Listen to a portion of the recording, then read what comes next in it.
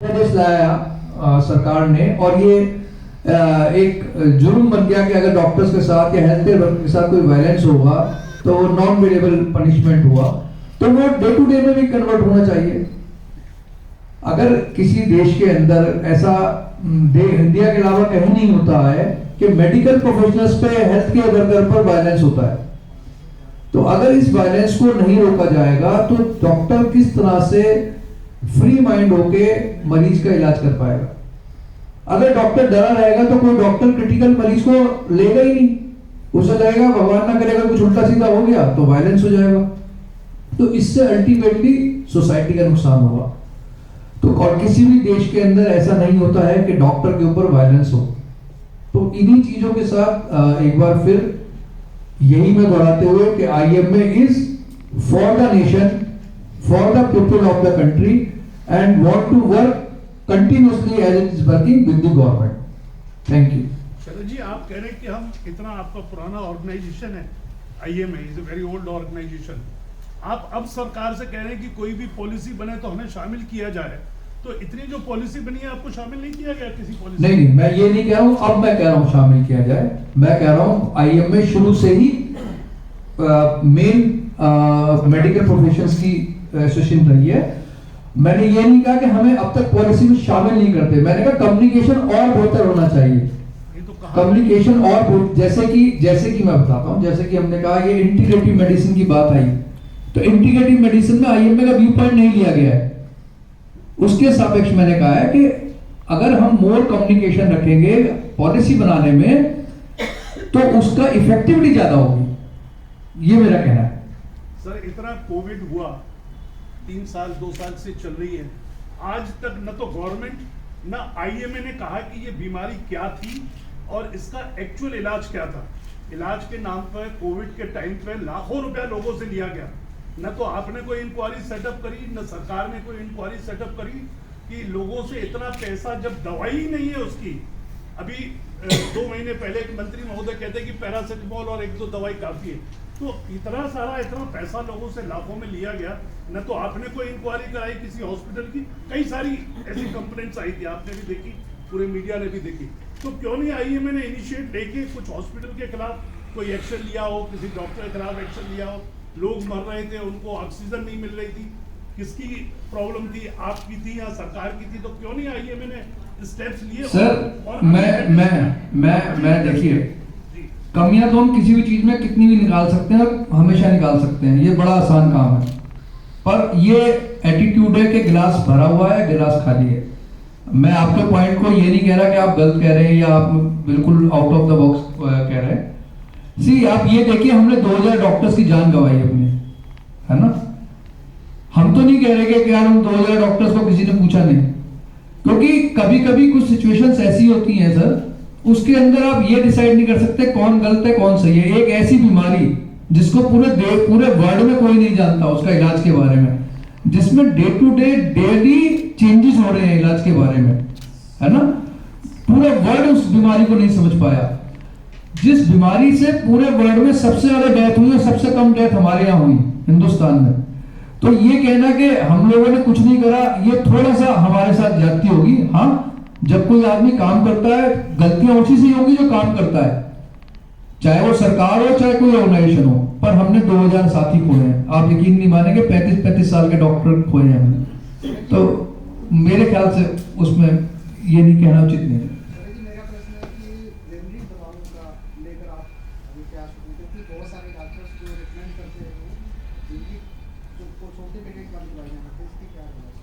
Sir देखिए, ये हमने कई बार पहले भी बताया है और मैं फिर आपको इस पर दोहराना चाहूंगा। दवाइयों का लाइसेंस कोई डॉक्टर नहीं देता, दवाइयों का रेट कोई डॉक्टर, कोई IMA डिसाइड नहीं करती। इस चीज की नॉलेज आपको मेरे ख्याल से है, लेकिन फिर भी आपने पूछा है तो मैं बता दूं सर, दवाई कौन सी बिकेगी देश में, कौन सी नहीं बिकेगी, ये गवर्नमेंट डिसाइड करती है। दवाइयों के रेट क्या होंगे ये IMA नहीं, गवर्नमेंट डिसाइड करती है। तो हम तो कहते हैं अगर ऐसी बात है तो केवल एक ही दवाई, एक ही रेट फिक्स कर दिया जाए और एक ही दवाई बने। देखिए, मेडिसिन के अंदर एक बायो अवेलेबिलिटी नाम की चीज होती है कि वो कोई जो आप डोज ले रहे हैं, कोई खुराक ले रहे हैं, उसकी कितनी मेडिसिन आपके ब्लड में जाके उसका एक मार्कर होता है, कितनी बायो अवेलेबिलिटी उसकी मात्रा ब्लड में होनी चाहिए उस निश्चित टाइम के अंदर, तभी वो इफेक्टिव है। उसकी जांच लैब्स में होती है। अब कौन सी दवाई सही है कौन सी नहीं सही है, ये आईएमए के पास इसका महकमा नहीं है, ना ही कंट्रोल है। हम तो दवाई लिखते हैं, वो दवाई लिखते हैं जो अपने एक्सपीरियंस से हमें लगता है कि हाँ 4 मरीजों को मैंने एक दवाई की 4 वैरायटी अलग अलग दी, 3 मरीज ने मुझे आके बताया कि साहब आपकी दवाई से मैं सही हो गया, एक का मुझे पता चला कि नहीं सही हो रहा। Based on that practical experience हम कहते हैं नहीं यार ये वाली दवाई इफेक्टिव नहीं है, उस बेस पे हम करते हैं। और नेचुरल सी बात है कि ये तो अगर कोई एक ही दवाई किसी ब्रांड की 10 रुपए में मिलती है और दूसरे ब्रांड की 100 में मिलती है, तो कोई ना कोई फर्क होगा उसमें। ये तो आप भी जानते हैं कि एक कोट आपका 50,000 का भी आ रहा है, लाख का भी आ रहा है, वैसे ही कोट सेम 1,000-2,000 का भी आ रहा है, तो सर उसमें कुछ तो क्वालिटी का फर्क होगा। And that control is not in our hand.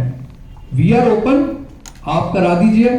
अगर इस तरह का कोई पॉलिसी आता है कि भाई एक ही दवाई बनेगी, एक ही रेट होगा, हमें कोई दिक्कत नहीं है, क्योंकि वो डॉक्टर तो अपनी कंसल्टेशन ले रहा है, डॉक्टर थोड़ा दवाई का पैसा ले रहा है, तो दवाई वाले ले रहे हैं। बताया कि 2000 पहले आप बोलो सर, ऐसा है कि आप एक एक्सपर्ट मेडिकल एसोसिएशन है, अभी आपने अब देखिए कोविड जो है वो चाइना में आप रोज ही देख रहे हैं BBC पे, दूसरे भी चैनलों पे, वहाँ बहुत बुरा हाल है।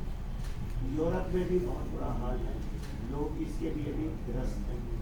अब आप जब एक्सपर्टाइज हैं, आप गवर्नमेंट को भी सलाह देना चाहते हैं, तो ये इतना सारा मीडिया आपके सामने खड़ा है, आपकी क्या प्रायोरिटी है इस कोविड को कम करने के लिए? पहले उसके ऊपर अगर आप हमें कुछ सजेशन दे दें तो हम उसको छाप दें तो लोगों का लाभ हो जाए। मेरी आपसे विनती। सर कोविड के लिए हमने ऑलरेडी लास्ट वीक 10 दिन पहले अपनी एडवाइजरी जारी कर दी थी, and I stand with that only. See हमारे देश में अभी इस तरह की सिचुएशन नहीं है जो आप बाहर की बात कर रहे हैं। अभी तो आप लिख रहे हैं प्रेस रिलीज में सडन इरप्शन हो सकता है, और फिर आप कहते हैं कि सर सी बात तो सुनो। हाँ जी, जब आप कहते हैं कि सडन इरप्शन हो सकता है, वो बाहर के किसी ट्रैवलर के आने से भी हो सकता है, और ये आपका जब वापस होगी विंटर सेशन तो भी इसका कुछ प्रभाव होगा, क्योंकि हवाएं इधर उधर से चलती हैं और इन्फेक्शन उसमें ग्रो करता है। ये कोई इन्फेक्शन किसी आदमी से नहीं है, हवा में भी आ सकता है। तो उस समय आपकी क्या प्रायोरिटीज हैं? अगर आप एक बार दोबारा अच्छी कोविड के लिए सर बड़ा सिंपल है, कोविड एप्रोप्रिएट बिहेवियर। जहां भी आप भीड़ भड़ाके के इलाके में कहीं इस तरह का कोई किसी को जुकाम खांसी लग रहा है तो वो मास्क पहने। देखिए आपको बड़ा ये ना it's walking on A tight रोप होता है। जब आप इस तरह की चीजें कहते हैं तो कभी कभी वो ऐसा ना हो जाए कि लोगों में एकदम से डर पैदा हो जाए। तो एडवाइजरी और डर इन दोनों में बड़ा ही सावधानी से बात करनी होती है। जो मैं ये वाली बात कह रहा हूं कि कोविड से आपको अभी डर ऐसी नहीं है कि हमारे यहाँ कोई ऐसी सिचुएशन आने वाली है, दैट इज कि कोई डर ना आ जाए, अननेसेसरी क्योस क्रिएट करने का कोई फायदा नहीं है। हाँ कोविड एप्रोप्रिएट बिहेवियर तो अब हम लोग क्या बच्चा जान गया कि what is the Covid appropriate behaviour when ever it is required. अभी इस तरह का बेसिक कुछ नहीं है सर। हमारी वैक्सीन ने बड़ा अच्छा काम करा है, आप सब जानते हैं, है ना? क्या करा दें वैक्सीनेशन और करा दीजिए आप लोग। सर डॉक्टर 350 रुपया चार्ज कर रहे हैं जो सरकारी लोग हैं, 650 रुपया चार्ज कर रहे हैं जो प्राइवेट वाले हैं। कुछ आप लोग फ्री में करवा दें सर। बहुत सर बिल्कुल यकीन जानिए, आपको पता होगा आईएमए के डॉक्टर्स ने बहुत, मैं खुद अपना अस्पताल चलाया है, हमने खूब फ्री वैक्सीनेशन कराया, यकीन जानिए इस बात का। और भगवान ना करे अगर ऐसी कोई दिक्कत पड़ी तो हम लोग कहीं भागने वाले नहीं हैं, आप ही के साथ हैं। और आप लोगों के साथ मिलकर हमने पहले भी बहुत काम करा है, तो ऐसा कुछ नहीं होने वाला कि हम कोई भागने वाले हैं। वही मेरा पहला स्टेटमेंट था कि नेशन फर्स्ट और गवर्नमेंट के साथ मिलकर हम सब ये काम करेंगे। तो नसल वैक्सीन जो है वो एक साथ नसल वैक्सीन जो है वो कितने इफेक्टिव है? हाँ जी, नसल वैक्सीन जो है कितने इफेक्टिव है? नेजल वैक्सीन सर एक आ रही है आजकल, तो क्या वो जिसने बूस्टर लिया उसको भी जरूरी है या आम आदमी को वो नोजल वैक्सीन लेनी है? तो अभी कोरोना की वैक्सीन आने वाली है मार्केट। तो इस पे डॉक्टर मनीष कुछ बताएंगे। मैं एमडी मेडिसिन हूँ, फिजिशियन हूँ। जो हमारी नेजल वैक्सीनेशन है उसको अप्रूवल मिला है और उस वैक्सीन के लिए अभी ये कहा गया है कि हर किसी को ब्लाइंडली हमें नहीं देनी है, मार्केट में अवेलेबल है। जब इसकी आवश्यकता किन लोगों को होगी? सबसे पहले क्योंकि हमारे नाक से ही शुरू होता है ये बैक्टीरिया, ये वायरस, तो इस वायरस को कंट्रोल करने के लिए हम अगर नेजल वैक्सीन देंगे तो वहीं पे ये कंट्रोल कर पाएगी। जिन लोगों को ऑलरेडी बूस्टर डोज मिल चुके हैं, देखिए 2+ जो प्रिकॉशन डोज मिल चुका है, उन लोगों को अभी लेने की आवश्यकता नहीं है। That's my point. हाँ, उन लोगों को अभी लेने की आवश्यकता नहीं है। नॉर्मली जो वायरस वैक्सीन होती हैं वो साल में एक दफा हम यूज करते हैं, और अभी किसी ने प्रिकॉशन वैक्सीन अगर 3 महीने पहले या 4 या 6 महीने पहले ली है, उन्हें अभी लेने की आवश्यकता नहीं है। अगर कोई ऐसा होगा कि जब ये महामारी का रूप ले लेगी, तब हम हो सकता है सरकार, क्योंकि सरकार के साथ भी डॉक्टर्स का एक ग्रुप है जो डे टू डे इसको मॉनिटर कर रहा है, और उस ग्रुप के हिसाब से अगर जरूरत होगी तो उनको कहा जाएगा कि चौथी डोज दी जाए। पर अभी चौथी डोज लेने की आवश्यकता किसी को भी महसूस नहीं हो रही है। पर एक जो चीज है जो आप लोगों के माध्यम से मैं सबको कहना चाहूंगा कि सबको कहिए कम से कम तीसरी डोज तो पूरी ले लें। अभी तो सिर्फ 25% लोगों ने तीसरी डोज ली है, तो 75% people should use the facility of taking the precaution dose. तो ये जो बाजार में जो पैनिक फैला रहा है ना, कुछ मोटिवेटेड लोग हैं, उसको हैंडलिंग करने के लिए तो बड़ा मुसीबत हो रही है। वो कहीं ले लो, वो कहें 600 रुपए ले लो, 900 रुपए में ले लो। और दूसरी बात है, जितने फार्मास्यूटिकल्स मतलब दुकान है, वो तो मजे में बैठे, क्योंकि उसने पहले भी पैसा कमाया, अभी भी पैसा कमाया।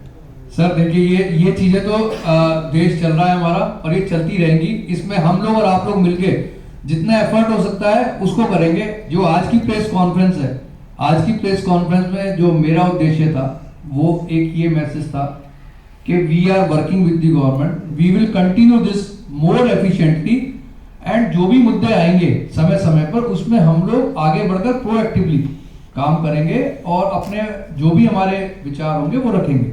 सर अभी ये बात है कि जो वैक्सीन है, जो आप थर्ड वैक्सीन चाहते हैं, क्योंकि चाइना में वैक्सीन खराब होने की वजह से भी प्रॉब्लम हुई है।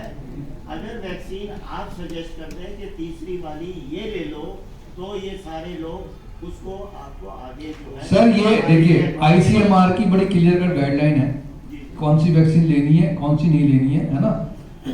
उन गाइडलाइन के, क्योंकि इस तरह से ऐसा कुछ नहीं है कि चाहे कोवैक्सीन हो चाहे कोविशील्ड हो, है ना, दोनों ही इफेक्टिव रहेंगे, दोनों ही इफेक्टिव रहेंगे सर। और लोगों ने सबने खूब गवर्नमेंट सेटअप में दोनों ही वैक्सीन लगी है। इंटरचेंज कर सकते हैं, मतलब नहीं, sir should not, it should not. मैंने कहा ना ICMR की बड़ी क्लियर कट गाइडलाइन है, उनको इंटरचेंज नहीं करना चाहिए। कोविड है तो कोविड ही ले। आइडियल। सर अभी हाल के दिनों में एक सर बहुत देर से सर कह रहे हैं जी सर। सर अभी मेडिसिन लिखने की बात आई थी, मेडिसिन लिखने पर अभी एक्चुअली बन रहा है कि सरकार इस पे भी विचार कर रही है कि कोई भी डॉक्टर मेडिसिन लिखता है या प्रैक्टिशनर या कोई भी आती है तो उसको बेनिफिट बहुत मिलता है। डॉक्टरों को दवाइयाँ लिखते हैं जो उसको पर्टिकुलर प्रेस्क्रिप्शन जो लिखता है पर्टिकुलर दवाई पर, और वो दवाई उस बेनिफिट पर सरकार लगाम लगाना चाहती है। इसी तरीके से उनको बहुत बेनिफिट मिलते हैं, मेडिकल टूरिज्म हो गया, बड़े बड़े गिफ्ट वगैरह, इस तरीके से पर्टिकुलर दवाई लिखने का। तो क्या वो सजेशन आपकी तरफ से भी जाएगा कि हाँ इस तरीके का होना चाहिए? देखिए सर, हम किसी भी तरह की इस जो आप कह रहे हैं उसको हम लोग खारिज करते हैं, ऐसा कुछ नहीं है। पहली बात देखिए सर एक मिनट सर सुन लीजिए। सरकार देखिए, सरकार को डेमोक्रेसी में ना पॉपुलिस्टिक अप्रोच होती है ना। अगर डॉक्टर्स इतने बुरे हैं आपके देश के तो फिर तो कुछ कह ही नहीं सकते। केवल डॉक्टर्स पे हर चीज का शक करना है ना, तो ये एक तरफा अप्रोच से कोई फायदा नहीं है। जो लोग ऐसा अगर कोई करते हैं, देखिए 100% ब्लैक बॉडी तो ब्लैक बॉडी भी 100% नहीं होती है हर, और 100% मेंबरशिप भी नहीं है IMA की। तो अगर कोई ऐसा करता है, देखिए लॉज बने हुए हैं, रूल्स बने हुए हैं, इसीलिए बने हुए। अगर देश में सब लोग सीधे शरीफ हैं तो फिर लॉज और रूल्स की जरूरत ही नहीं है ना।